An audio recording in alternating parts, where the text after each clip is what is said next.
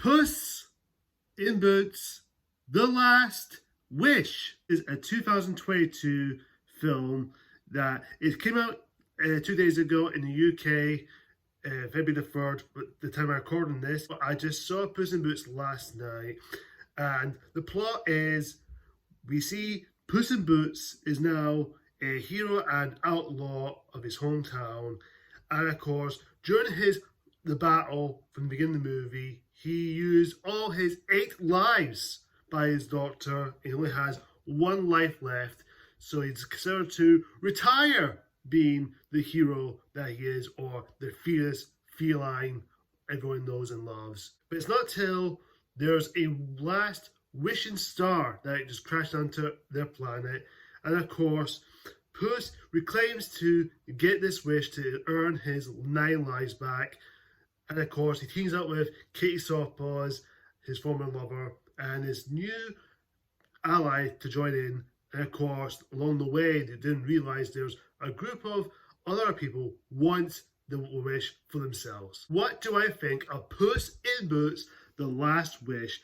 Is, as someone who's a big fan of Shrek, the Shrek franchise as a whole, Shrek, the first 2, Shrek 1, Shrek 2, best animated films of all time. Shrek the third, I don't hate it, but it's definitely a big step down from the first 2 films. Thereafter was decent. I think it's a pretty decent film. Definitely some of a bittersweet to the trilogy or franchise, unless the 5th one comes out. Puss in Boots, the first one, I consider that it's the only one that's good. I would say the best spin-off film in terms of spin-off movies from DreamWorks. Is this one any good? Is this better than the first? Or is it just as good, if not just as enjoyable? Or is it a step down? I will say Puss in Boots The Last Wish is a really good movie. I really liked it. It was generally a surprising, really good time. I think it's slightly better than the first one. I might disagree on that part, but I still think it's really good. I think it's a good time. I think it's enjoyable. It's entertaining for what it was trying to do. Antonio Banderas as Puss in Boots. Again, what can I say? He's always been Puss in Boots. He brought that charisma and the character since Shrek 2. He's always been a fan favourite among Shrek fans. I think he's a fan favourite because he's a cat. My wife's a cat person, so that is something. Puss now, he's in that situation that he's only got 1 life left, and he has these PTSDs, and of course when he sees this big white wolf, voiced by Wagner Moura, I think that's his name, who always sees him, and the moment he shows up and he does this wolf whistle, and Puss has this PTSD, or panic stress disorder, and he runs and he's afraid that he's going to die. You want him to succeed and get this wish, or you just want him to live. Not from, hey, I'm thinking, is he going to live? Is he going to live? Is he going to die? We got a turn of Katie Softpaws, voiced by Selma Hayek, or her name is now Selma Hayek Penallet, I think. Is that her married name, or is that her legal name? But I don't know. But Selma Hayek, I just call her Selma Hayek. Again, she's great. She's her ex-fiance, if you call herself. She's now supposed to be engaged to Puss in Boots, but then of course the whole scenario happened towards them. They lived in the Isle, so they become ex-lovers, but they do reunite again during this adventure they have.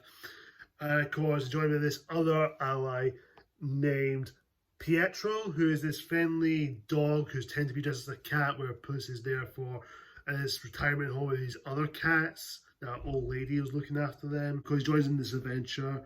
I'll admit, he's really funny. He does have some moments where I can... At first, I was like, oh, is he going to be annoying, is he? But no, he actually doesn't come across my skin. He doesn't come across like, oh, he's going to annoy me. He's going to be such an annoying character. I don't like this. I don't like that.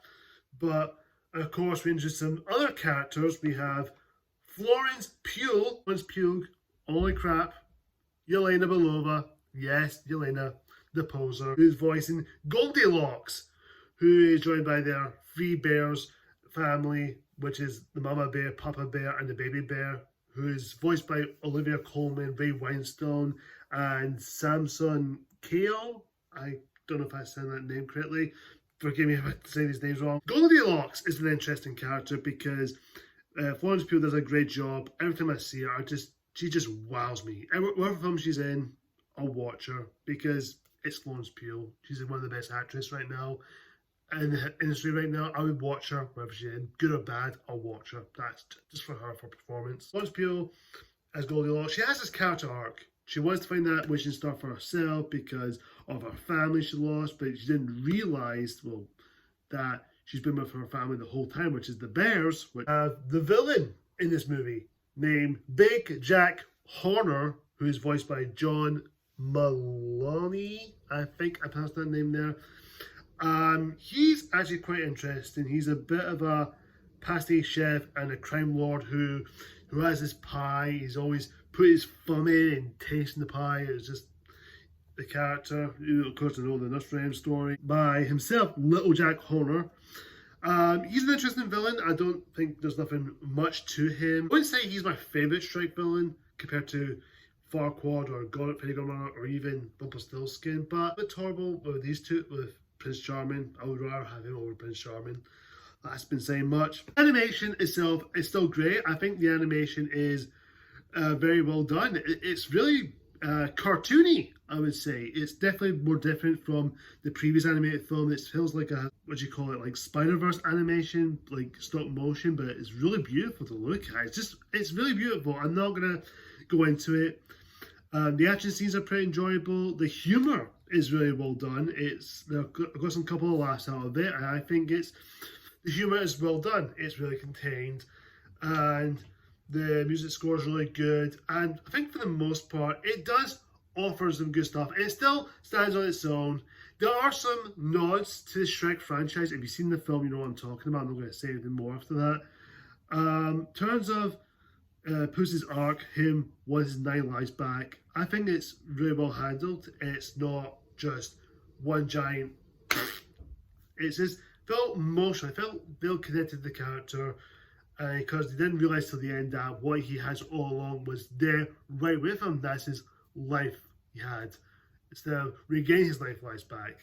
But I'll really like the movie. I would say for the most part, Puss in Boots: The Last Wish. I'm generally surprised how good this film was, and I would definitely go and see this again. I would watch it again. It's a really good time. If you are a big fan of Shrek, if you enjoyed the first Puss in Boots film, I think you're going to enjoy this a lot more than the first film. If there's another one coming out with the third Puss in Boots, I wouldn't mind. Shrek 5 they're announcing, which, again, I don't think I really need a Shrek 5. I think maybe a Puss in Boots, give his own movies, then have it there. Of course, Eddie Murphy did say he wants to do a Donkey spin-off film, which I don't mind. Yeah, whatever. You know, whatever spin-offs they can do with these Shrek franchises, I think they can do anything they want because it's popular, because it's Shrek.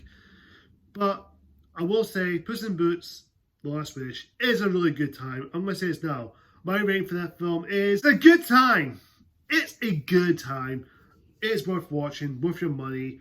Go and see this movie. Go and see it. It's a good time watching this. That's my review of Puss in Boots: The Last Wish. Comment down below, what do you think of Puss in Boots: The Last Wish? Of course, stay tuned, guys. I will be reviewing Ant-Man and the Ant-Man and the Wasp movies, leading up to Ant-Man and the Wasp: Quantumania, which I will be reviewing very soon, so keep an eye out for that. And of course, guys, until next time, see ya!